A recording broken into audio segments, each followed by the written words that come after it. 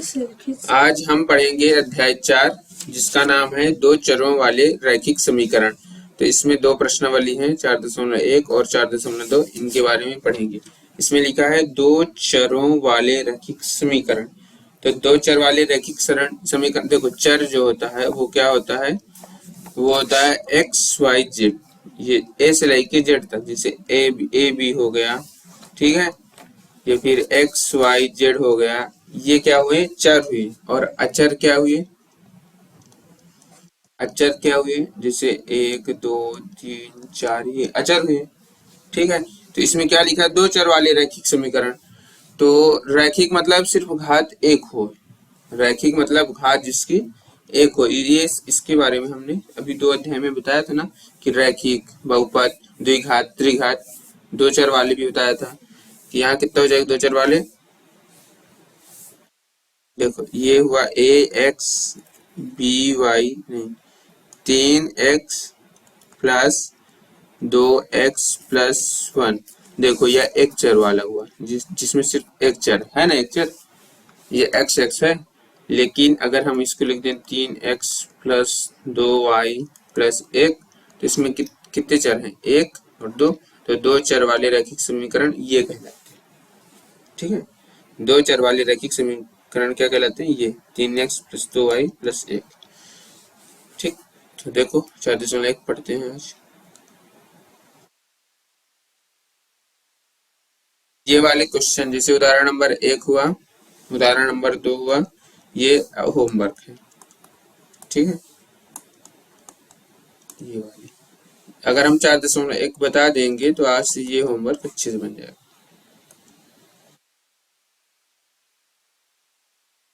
4.1, ठीक। Question number पहले की ओर डिस्कस करते हैं। क्या लिखा है, एक नोटबुक की कीमत एक कलम की कीमत से 2 गुनी है। इस कथन को निरूपित करने के लिए दो चरों वाला एक रैखिक समीकरण लिखिए और मान लीजिए नोटबुक की कीमत x रुपए और कलम की कीमत y रुपए, ये हमको मानना है, ठीक है।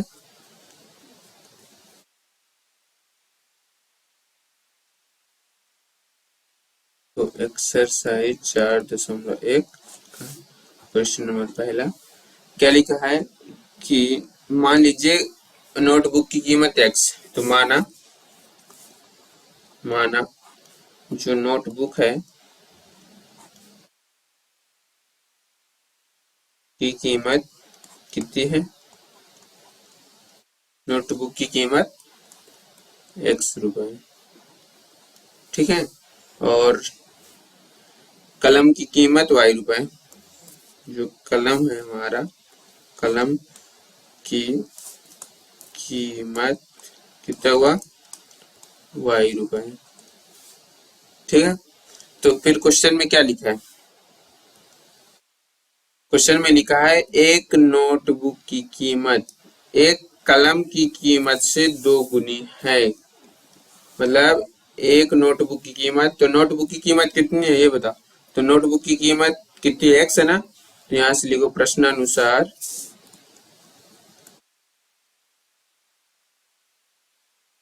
एक नोटबुक की कीमत, तो नोटबुक की कीमत यहाँ लिख दो और यहाँ लिख दो कलम की कीमत, ठीक है। एक नोटबुक की कीमत एक कलम की कीमत से कितनी है, 2 गुनी। ये वाला याद रखना कि कितनी है, 2 गुनी। तो 2 गुनी का मतलब क्या हो जाएगा, यहाँ हो जाएगा x, यहाँ कितना हो जाएगा 2x, ये, ठीक है। तो यहाँ हो जाएगा x, ये प्लस में है ना, तो इस पर आ जाएगा माइनस में, तो 2y बराबर 0। और यही हुआ हमारा आंसर, क्योंकि हमको सिर्फ रैखिक समीकरण ज्ञात करना था और इसके अलावा कुछ नहीं ज्ञात करना था, ठीक है। अब देखो यहाँ क्वेश्चन नंबर दूसरा देखो, ये वाला समझ में आ गया। अब क्वेश्चन नंबर दूसरा देखो, ये क्या लिखा है क्वेश्चन नंबर दूसरा में, निम्नलिखित रैखिक समीकरणों को ax plus by plus c बराबर 0 के रूप में व्यक्त कीजिए और प्रत्येक स्थिति में ए बी और सी के मान ज्ञात करना है। हमको किसके रूप में लिखना है, a x plus b y plus c के रूप में लिखना है और ए बी सी का मान ज्ञात करना है। तो चलो इनको भी कर लेते हैं, कैसे करते हैं इनको। तो देखो क्वेश्चन नंबर दूसरा है,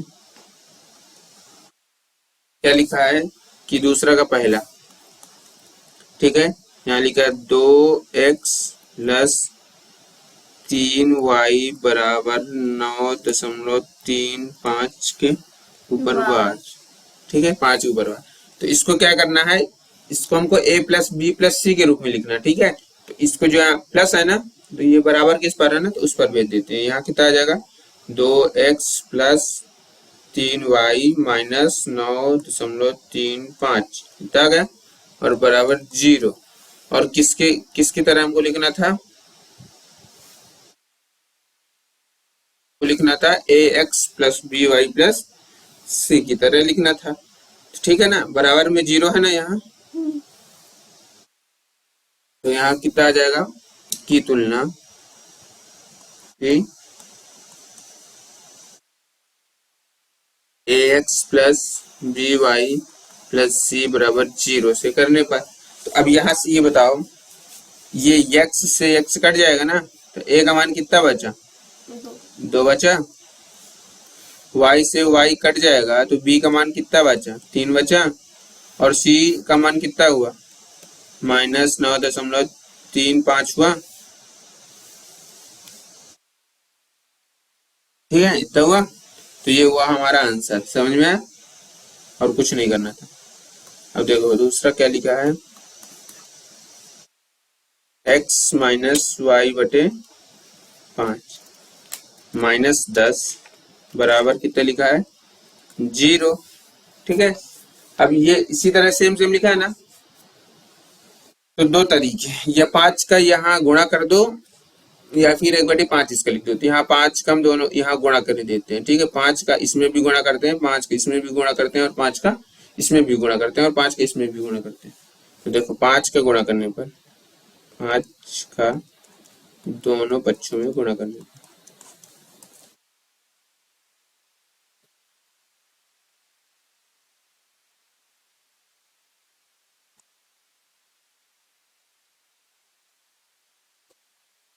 देखो इस तरीका का क्वेश्चन है दूसरा, की तुलना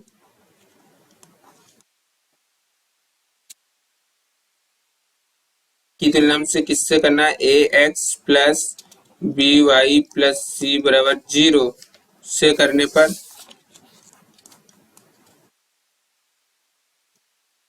तो यहाँ से कितना आएगा, देखो ए का मान, एक्स से एक्स कट गया तो ए का मान कितना आया, 1 आया, ठीक है। y से y कट गया तो b का मान कितना आया, -1/5 आया, ठीक। देखो यहाँ से y की, देखो यहाँ की तरीका y/5 लिखा है, तो इसको हम लिख सकते हैं 1/5 y। तो ये y से y कट गया तो कितना है, केवल 1/5 बचा। और c का मान कितना लिखा, -10, तो c का मान -10, तो हुआ हमारा आंसर।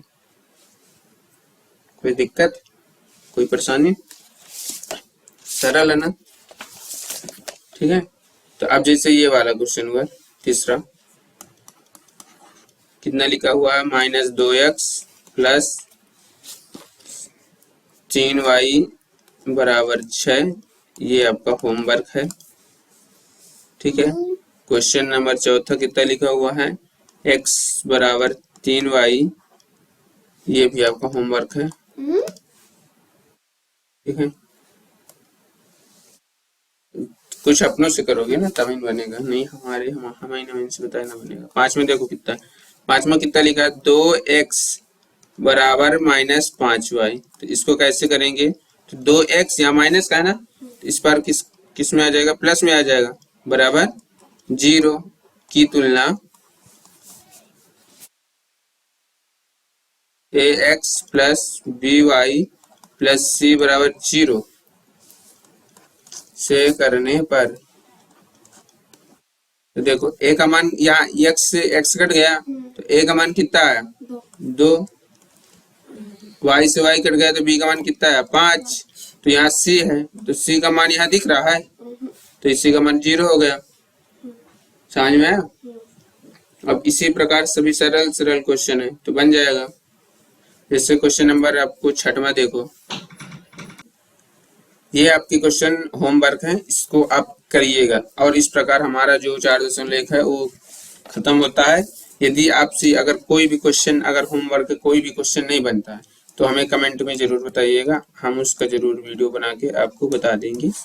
और अगर बनता है तो प्लीज बताइएगा, ताकि हम उसको रिव्यू कर सके। आपको टेलीग्राम का लिंक दे दिया जाएगा या फिर हमारे बायो में वो डिस्क्रिप्शन में लिंक दिया हुआ, इसमें आप होमवर्क करके भेज सकते हैं।